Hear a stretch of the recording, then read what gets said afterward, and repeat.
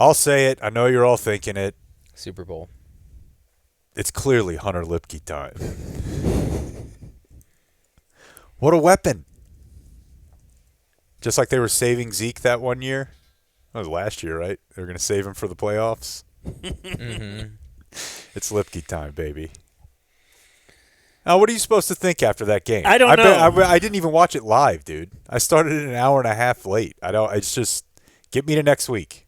Yeah, I don't know what to think. Obviously, this is the best outcome, but you don't know. First of all, the emotions and all that's incredible. I guess my analogy, in a weird way, is the Luka game, the highly emotionally charged pregame ceremony where tears flowed, and then the person who is crying, or the team who is crying, goes out there and just dominates the opposing team on the road. So that's my analogy for the highly emotional pregame. But what do you and we did say it's the right team. If you are going to have new players to work in and all this, you would probably want it to be the Jets or Vegas or just one of these terrible teams in the NFL. So yeah, the Raiders have. I mean, kind of like they've a already, nice warm up for the what's coming up. Because you're here now.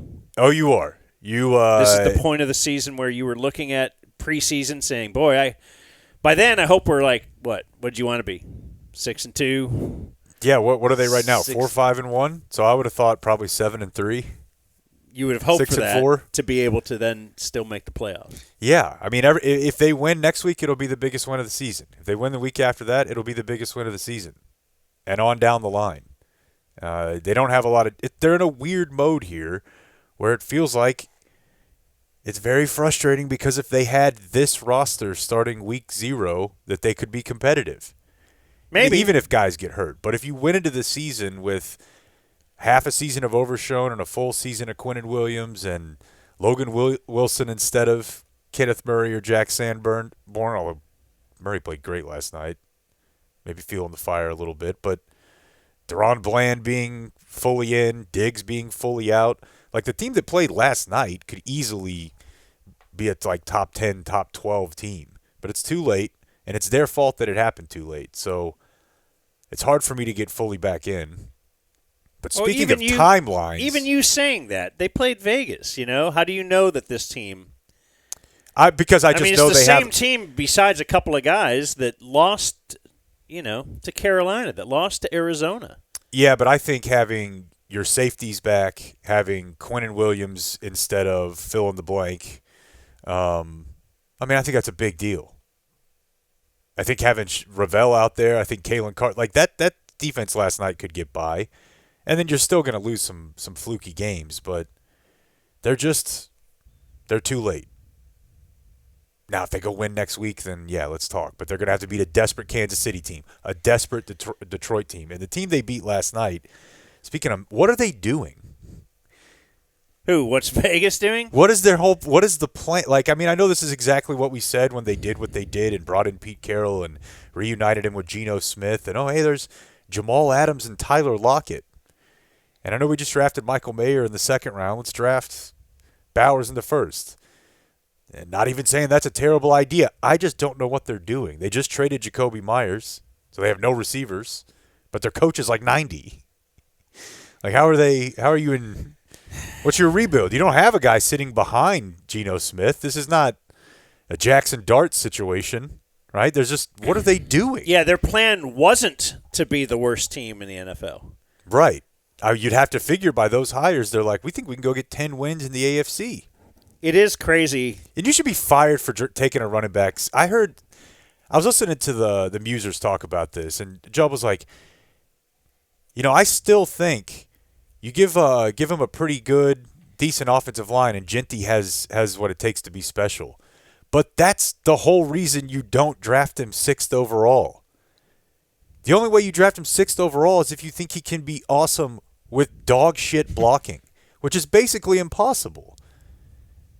Would you rather have a first-round running back running behind 5 fifth-round picks up front or 5 first-round picks? You know what I mean? And a spare running back, yeah. It's just that's malpractice. They're just gross. And that's why you can't take a whole lot from the game other than the fun stuff like George Pickens still runs like he's drunk. I love whoever pointed that out. Genty might be on this team if they didn't take him. I honestly don't think they would have done that. The Cowboys? Yeah. I don't think they would have. I mean, yeah, they took Zeke once upon a time, but they haven't done anything really dumb on the running back. The dumb stuff they've done on the running back front has been the other way. Mm-hmm. But I don't know. Who knows? That's the way, and that's what I wanted to talk about a little bit with the way the defense is made up now, because stout up front. But they just keep going the other way. Right. Like, oh, hey, wait, now we're bad on a run defense is bad, and now they are putting more money toward the interior defensive line. They were just by signing Osa. Yeah. They committed more to the interior defensive line than they ever have in the last 10 years or more, 15 years. But the other problem, too, is they've been really bad at drafting it. Like Tristan Hill failed. Mozzie failed, right? These guys could have been, but they're still just chasing that. Yeah. But, I mean, dude, yeah, to your point, if they had outlawed the tush-push last year, I don't know if Quinnen Williams ends up here. You know how tired Jerry is of seeing that? And he's like, all right, we're putting light guys in front of that. We have no chance. So, yes, they're chasing whatever beat them last. But I don't know. Somebody pointed out on the broadcast or something I was watching of just look at the teams that have been really good, Super Bowl winners basically.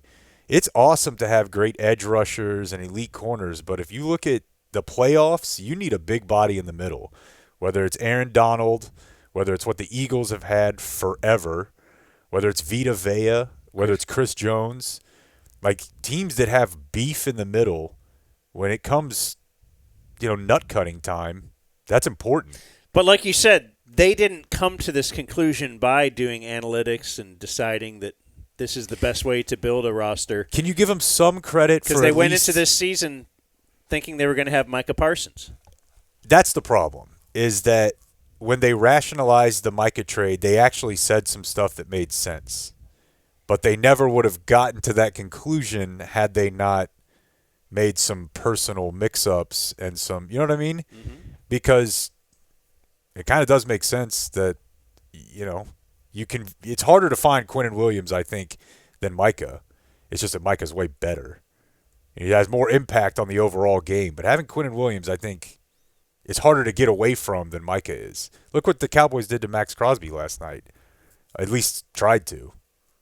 It certainly, yeah, the new additions all stood out at one point or another, which was nice, I'm sure Jerry was fired up about everybody seeing my big moves. Literally none of it matters if they get Here's a sack. Week. Here's a... Oh, pressure's everywhere, dude. Yeah. And that's the sneaky secret was the Cowboys' pressure rate in their front. It wasn't bad. It was, I think, 11th or 12th. Mm-hmm. Ezraku coming along. Yeah. Fowler coming along a little bit, and then Clowney giving him decent snaps. That's actually been not bad, and now it's better.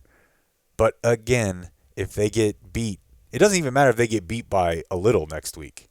It doesn't matter.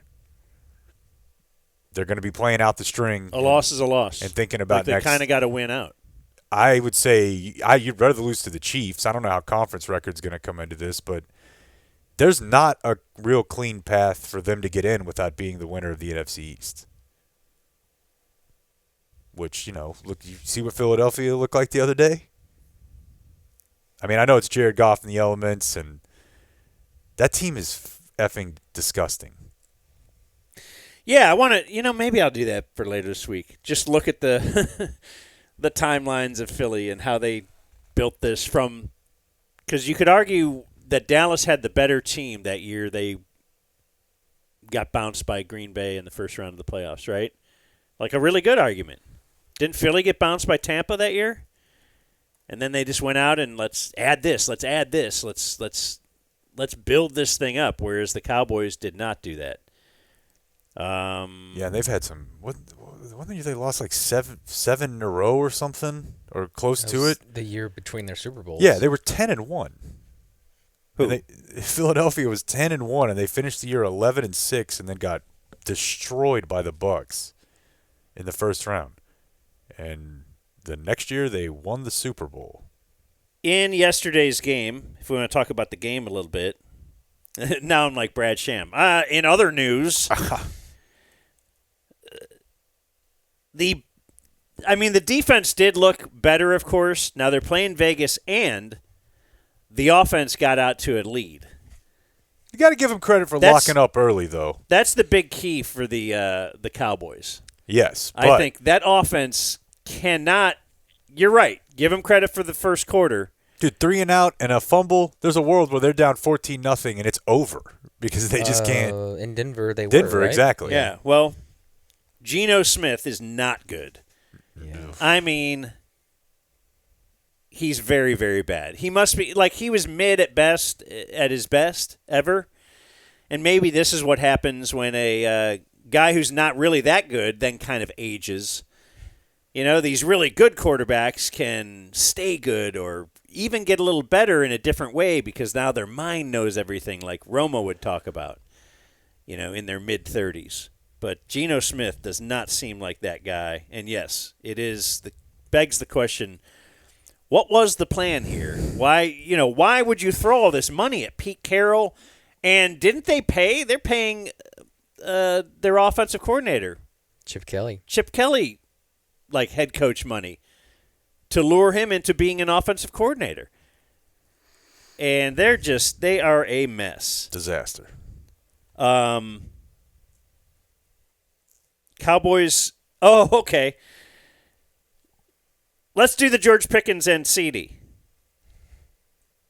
As we start the game, and Joe Buck is kind of noticing it. And they're like, hey, those two aren't on the field for the first two plays. Now, big third down. Well, they're not on the field now either. Then we get this Lisa Salters sideline report. And there's a key word in here. Yeah, Joe, I was just told by Cowboys PR that the reason that CeeDee Lamb and George Pickens were not out on the field, it was not an injury-related situation. It was strictly a coach's decision. I asked, was this punishment of some sort? And I was told you'll have to address that with coach, but all we can tell you is that it was not injury-related. It was strictly a coach's decision. So a coach's decision, Lisa, and maybe a message sent to their top two receivers. I think you watch them at times this year. Okay, I'll play Troy in a second. But number one, like that, when she said in the beginning, I thought the key word was told by Cowboys PR. Like, when does Cowboys PR ever quickly go run to you to give you some information? This was a public shaming. Mm-hmm. It's like, how can I discipline two guys, or a guy who makes $30 million a year and a guy who will next year, and not hurt our team?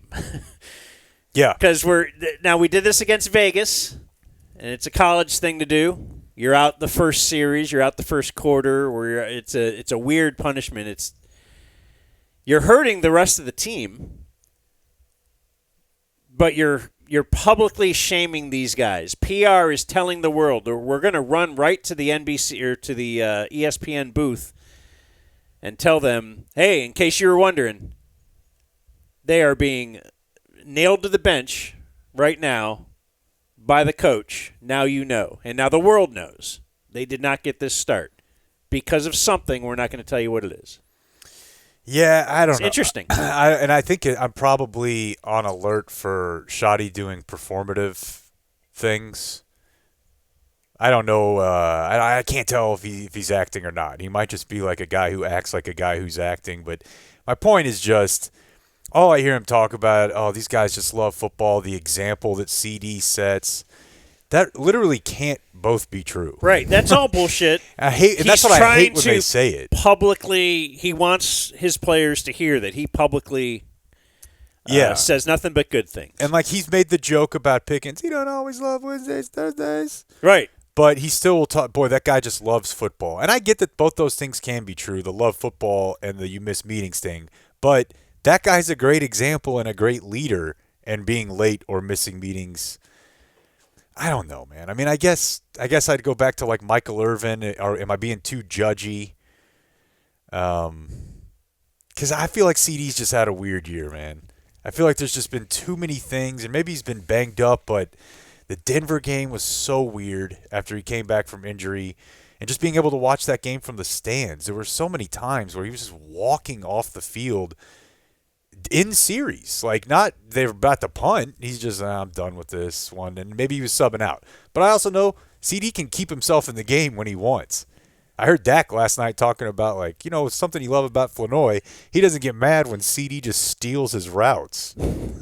Like, we'll be coming out of the huddle and CD's like, nah, I'm taking that one. And he just keeps working. And so, I don't know.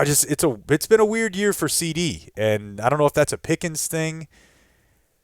There's a small part of me of, like, 90s Cowboys love of, I'm like, hell yeah. Like, they're getting rowdy. But you don't want to be saying that on a week a player passed. But the Bash brother type vibe of them, I don't know. It's funny that they went out and balled out.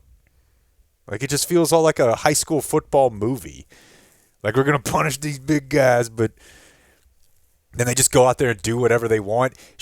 Pickens is yelling at Shoddy when they decide to kick a field goal instead of go for it. He immediately gets a flag for the exact same thing Jamison Williams got. That game was on by itself last night. George Pickens knows that Jamison Williams got that flag. He did the exact same thing. Intentionally. Of course. He's just fucking waving his dick at Shoddy. Like, what are you going to do about any of this? Onside kick punt. Again, Pickens got lucky on that one. You can hear people yelling, fair catch it, on the broadcast call. And they're staring at it. We've been talking about it. He watches it bounce in front of him, a hard bounce. Now, he's a world-class athlete and was able to corral it. Man, that is very lucky it didn't bounce off it. Not that Vegas was going to do anything. Let me tell you this. I'd like a word with Nick Sorensen, Captain Sorensen. I'm not putting freaking George Pickens on my hands team. I don't care if he could catch like anything you throw at him. That's more of a judgment play. You think that's Lipke time? I think that might have been Lipke time. We got Mike if you want. Okay, let's bring in Machine as we're continuing to talk about the Cowboy game and football. I didn't know. So the deal, I guess, is just you can punt. Can you punt an onside kick anytime you want? That's what they were indicating yesterday. Yeah. And then just for fun. Well, it's kind of crazy because everyone freaks out, Like, what is this? What? Yeah. It has to land. But the fact that you can onside or call for a fair catch should negate anybody ever dreaming of using a punter. Yeah. If you have to The let Raiders it drop, it's a great didn't know idea. what they were doing with it. That's the the Raiders thing. had no idea what they were doing with it. I Like, the only guys knew- did not run past 10 yards. Like, they thought there's some rule where you can't go past the 10 yards before it hits, I think. Because if you watch the replay, they run to like 10 and they start stopping. Yeah, rather than attacking the ball. I only Yeah. knew because of the UNT play. Like, they could catch it. Yes. They can catch the fair kick. Yes. Yep. So the ball just has to be past 10 yards. So in theory, they Correct. could have caught that. Yes. That's why. And I think people were yelling, like, fair catch, fair catch. It's weird. Yeah, in theory, if you had a guy that had like an 80-inch vertical, he could jump in the air and steal it from the guy trying to catch it if he doesn't wave fair catch. Okay. So it's an easy stop. Wave fair catch and it's all over. By the way, since we're on this topic, And you have to give them room to catch. did you see that OU did something like that this weekend? And it was a white dude too. They had a guy jump clean over the guy snapping the ball on a field goal. Oh, yeah. Because you can't launch yourself. You can't get a running start. So this dude, big like safety linebacker dude, just puts his arms up, does like a high jump, Swing. and gets over the center and blocks the kick. Oh, wow. And our split zone duo, the Substack College Football Pod, put a video up like in the rule book. If So you're you stationary, can't run from way back and time it. you have to be stationary. And Okay. if you are, and you can get over that guy, like I guess that's actually You allowed. can't touch him either. You can't have to- touch the center at you have to all, or clear they'll it. flag you. Can they Great. sign? It's just a broad jump. It's just a broad jump over Yeah. a human that's like squatted down. Like they to get Wemby to do it every. Does he have a high vertical? Like I know his Yeah, probably hand not. will go high. High enough. And then it was interesting to me that they didn't kick that field goal. Down, they're up 17. They're inside the 5-yard line. They're about the 10 or something, right? And it was a 4th and 2, and they went for it. I thought they would just kick the field goal because if you can go up 3 touchdowns, you've really cemented things. It was all over anyway. But this is Shoddy's mentor. And they went for it, and it looked like CD was running a route intentionally to not get the touchdown, but to just get the first down. Mm. And in the post-game press conference, they did ask him about that, and they kind of just said it in a way of, hey, you weren't going to run up the score there. You weren't going to score. And he said, that's right, we weren't going to score. So I really wonder what would have happened if that throw was a little better, if CD was a little if CD caught it, does he fall down there or does he turn in and score? Because are you If he telling turns me at all, that's 6. Yeah, that's what I'm saying. There's no He's way already he goes there. He was down. already there. That was a bad route then, if that's what you were trying to do. And I think that probably messed with his head as the ball was coming at him because I've never seen him drop that. I'd like a little more follow-up on that. It just felt weird. Just even running that play. If you're running that play, you're trying to score a touchdown, right? Now you're running up the score on your mentor. You could have just kneeled, but then that almost is embarrassing as well, right? If there's 4 minutes left in this game, you're just going to kneel and not score a touchdown or not kick a field goal or anything. Yeah, it was strange. Strange CD game, strange CD year.